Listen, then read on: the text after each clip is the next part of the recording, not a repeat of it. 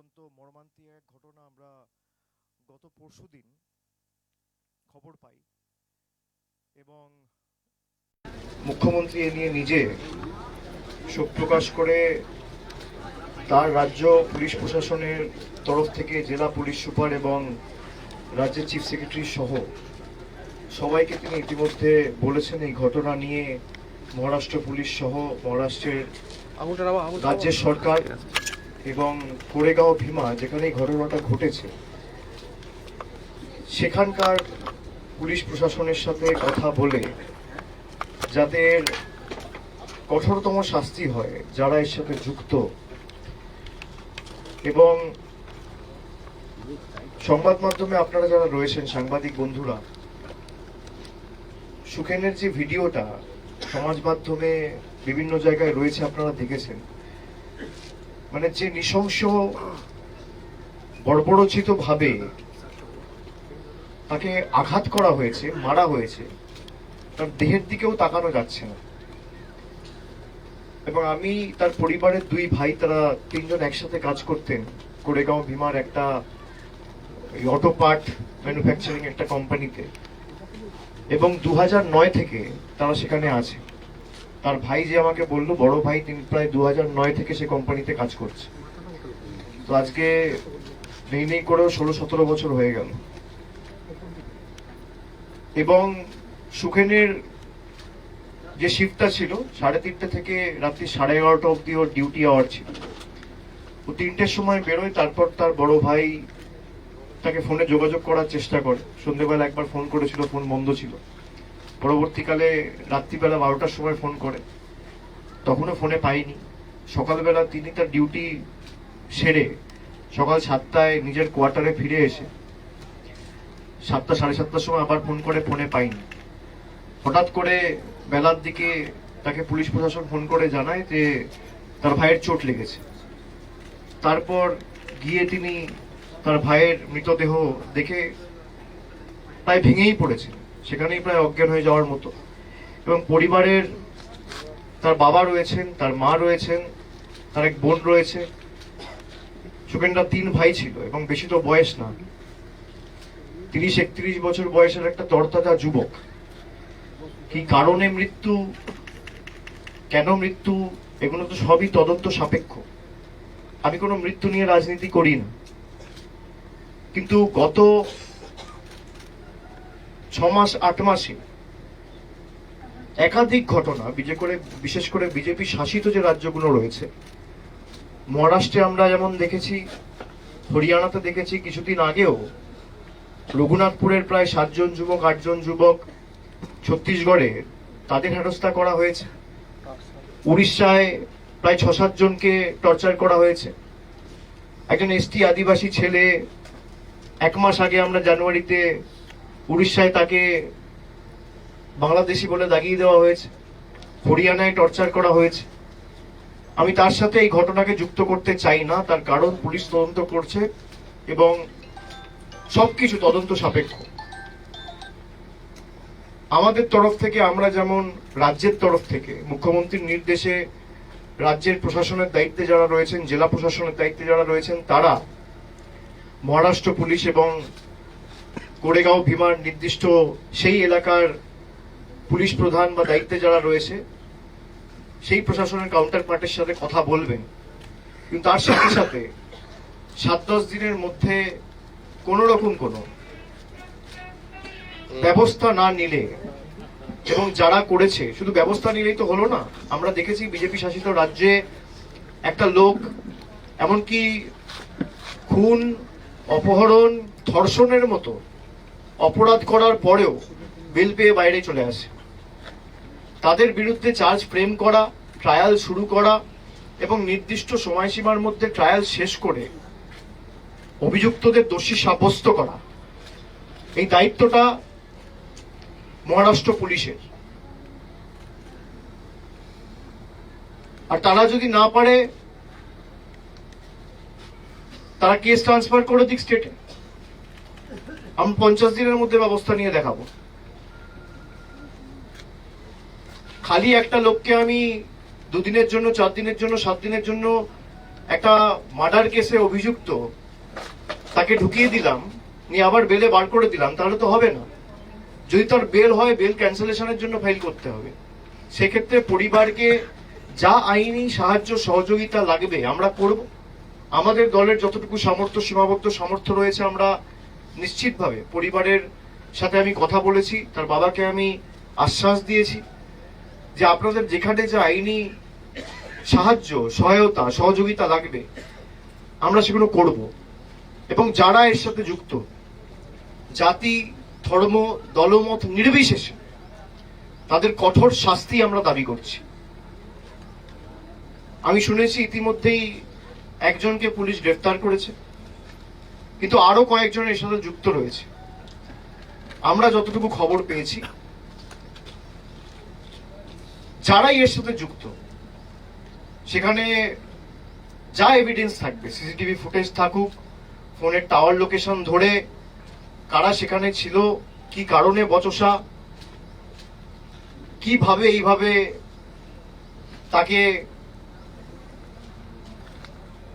মারা হয়েছে, আঘাত করা হয়েছে, তার শরীরের দিকে তো তাকানো যাচ্ছে না। যারা এই ঘটনা ঘটালো তাদের সবাইকে চিহ্নিত করে তাদের বিরুদ্ধে ব্যবস্থা নেওয়া, এবং ব্যবস্থা নিয়ে যেটা আমি আগেও বললাম যে দোষী সাব্যস্ত করে ট্রায়াল কমপ্লিট করে as early as possible trial প্রথমে চালু করতে হবে, তারপর ট্রায়াল কমপ্লিট করতে হবে। বিজেপি যে সমস্ত তদন্তকারী সংস্থাগুলোকে পরিচালিত করে, ট্রায়াল নিয়ে তাদের যা দুর্নাম, বদনাম বা সুনাম, সেগুলো তো জনসমক্ষে রয়েছে। একাধিক তদন্ত চলছে, কিন্তু 10 বছর আগের তদন্ত এখনো পর্যন্ত ট্রায়াল শুরুই হয়নি। সেই ট্রায়ালগুলো আপনাকে নির্দিষ্ট সময় শুরু করতে হবে। লোয়ার কোর্টে যদি দোষীর কোন রকম বেলের কোনো সম্ভাবনা থাকে, তাহলে হাইকোর্টে অ্যাপিল করতে হবে, হাইকোর্ট থেকে সুপ্রিম কোর্ট যেতে হবে। সে আইনি লড়াইগুলো ধাপে ধাপে পরিবারকে লড়তে হবে। দলগতভাবে আমরা সাহায্য সহযোগিতা করব। আমরা এই নিয়ে যতদূর যাওয়ার যাব, আমি এটা নিয়ে কোনো রাজনৈতিক মন্তব্য করব না। তবে আমি অনুরোধ করব, পুরুলিয়া জেলায় বিজেপির সাংসদ রয়েছে, আমরা যেভাবে তৎপরতার সাথে রাজ্য পুলিশ প্রশাসন এটা মহারাষ্ট্রের সাথে, মহারাষ্ট্র পুলিশের সাথে, মহারাষ্ট্রের রাজ্য সরকারের সাথে টেক আপ করেছে, মহারাষ্ট্রের সরকার বিজেপির, আমি আশা করব পুরুলিয়ার বিজেপির সাংসদ জ্যোতির্ময় মাহাতো একই তৎপরতার সাথে, একইভাবে উদ্যোগ নিয়ে যারা এই অপরাধের সাথে যুক্ত তাদের বিরুদ্ধে যাতে মহারাষ্ট্রের পুলিশ প্রশাসন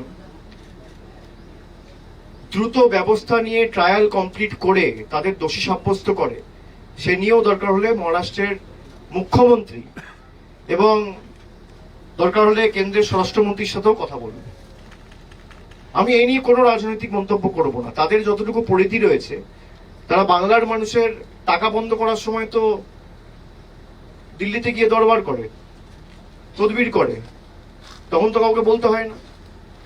কিন্তু মানুষ যখন প্রাণে মারা যাচ্ছে, আর অন্য রাজ্যগুলোতে তো হচ্ছে না, এটা খালি বিজেপি শাসিত রাজ্যগুলোতে হচ্ছে। উড়িষ্যায় ক্ষমতায় কে? মহারাষ্ট্রে ক্ষমতায় কে? যে ঘটনাগুলো ঘটেছে, হরিয়ানায় ক্ষমতায় কে? মধ্যপ্রদেশে ক্ষমতায় কে? রাজস্থানে ক্ষমতায় কে? ছত্তিশগড়ে ক্ষমতায় কে? একটা ক্লিয়ার প্যাটার্ন লক্ষ্য করা যাচ্ছে। আগেও যে ঘটনাগুলো ঘটেছে, এর বিরুদ্ধে বা প্রতিবাদ করে একটা চিঠি সেই মুখ্যমন্ত্রীকে দেওয়া বা স্বরাষ্ট্রমন্ত্রীকে লেখা, আপনারা তো একই দল করেন। তো আমি আশা করব দলের ঊর্ধ্বে উঠে উনি এই কাজগুলো করবেন। আমরা আমাদের তরফ থেকে যতটুকু ফলো আপ করা আমরা নিশ্চয়ই করব, এবং এই পরিবারকে কথা দিয়েছি 10 দিন পরে দরকার হলে আমাদের 3-4 জন এমএলএর সাথে পরিবারের 2-3 জন নিয়ে আমরা 6-7 জনের একটা ডেলিগেশন মহারাষ্ট্রে পাঠাবো। আজকে 13 তারিখ, 24-25 তারিখের পর যদি কোনো সুরাহা না হয় এবং দোষীরা বা অপরাধীরা যদি ধরা না পড়ে, এবং ধরা পড়ার পরেও যাতে ট্রায়াল যত দ্রুত সম্ভব শুরু হয়, আইনি প্রক্রিয়াও তাদের সাহায্য করার জন্য দরকার হলে আমাদের 2বার 4বার 5বার যা প্রতিনিধি দল এখান থেকে পাঠাতে হবে আমরা পাঠাবো, এবং আমাদের সামর্থ্য অনুযায়ী যতটুকু এখতিয়ার আমাদের রয়েছে আমরা নিশ্চিতভাবে তাদের পাশে দাঁড়াবো। এটা আমাদের কর্তব্য, এটা আমাদের দায়িত্ব, এটা আমাদের দায়বদ্ধতা। একজন তরতাজা যুবককে যেভাবে কুপিয়ে মারা হয়েছে, তার শরীরের বিভিন্ন জায়গায় যে আঘাতের চিহ্ন, যে নৃশংসভাবে তাকে হত্যা করা হয়েছে, এর বিরুদ্ধে আমার মনে হয় জাতি ধর্ম নির্বিশেষে, দলমত নির্বিশেষে সবার প্রতিবাদ করা উচিত। কেন করবেন? আমরা যখনই এই খবরটা পেয়েছি, আমার কাছে যখনই হোয়াটসঅ্যাপে ইনফরমেশনটা এসছে, আমরা সঙ্গে সঙ্গে ওর বড় ভাইয়ের সাথে যোগাযোগ করে তাকে এখানে ফিরিয়ে আনার ব্যবস্থা। ওখানে তো কিছু দিশেহারা অবস্থা। পুলিশ একবার বলছে পোস্টমর্টম করতে হবে, একবার বলছে মর্গে যেতে হবে, একবার বলছে বাড়ি নিয়ে চলো, একবার বলছে কোথায় ছিল দেখাও। ওদের তো পাশে দাঁড়ানোর মতো কোনো অভিভাবক ছিল না। আমরা খবর পেয়ে সঙ্গে সঙ্গে এখানে শান্তিরাম মাহাতো, রাজীব লোচন সরেন সবাই পরিবারের পাশে এসে সেদিনকেই রাত্রির 10টা 10:30টার সময় এসে দাঁড়িয়েছে। এটা আমাদের কর্তব্য, যে দলই করুক। মনুষ্যত্বের থেকে বড় ধর্ম তো আর কিছু হয় না। সবার উপরে মানুষত্ব, তার উপরে নয়। তো আমি আশা করব যে দলের প্রতিনিধিরাই এই পুরুলিয়ায় আছে, জাতি দলমত নির্বিশেষে এর বিরুদ্ধে আপনারা সোচ্চার হবেন, আপনারা আওয়াজ তুলবেন, এবং এই ঘটনা বা এরকম ঘটনার পুনরাবৃত্তি যেন আগামী দিন না হয় সেটা আমাদের সকলকে সুনিশ্চিত করতে হবে। বিশেষ করে গত 6 মাস 8 মাসে যে প্রবণতা আমরা দেখতে পাচ্ছি, যে প্যাটার্ন আমরা লক্ষ্য করছি, সেটা ভয়ঙ্কর। এই মৃত্যু কেন হয়েছে আমি এখনো বলতে পারবো না, তার কারণ আমি আবার বলছি এটা তদন্ত সাপেক্ষ। তদন্তে আমি নিশ্চিত যে কি কারণে হয়েছে উঠে আসবে।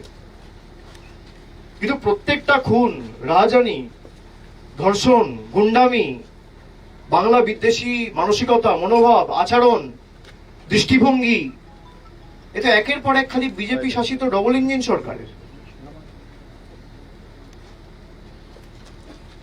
অন্য অনেক জায়গায় তো আরো লোকেরা কাজ করছে, সেখানে তো হচ্ছে না। কত বাইরের লোক তো বাংলায় কাজ করে, বিহারের কত লোক কাজ করে, ইউপির কত লোক কাজ করে, তাদের উপর তো কোনো অত্যাচার হয় না। আমরা তো বৈচিত্র্যের মধ্যে একতার মূল মন্ত্রে বিশ্বাস করি। বাংলায় কথা বললেই কোথাও কোথাও বলা হচ্ছে বাংলাদেশি, কোথাও কোথাও জেলে ঢুকিয়ে দেওয়া হচ্ছে, এরকম একাধিক ঘটনা তো আপনারা দেখেছেন।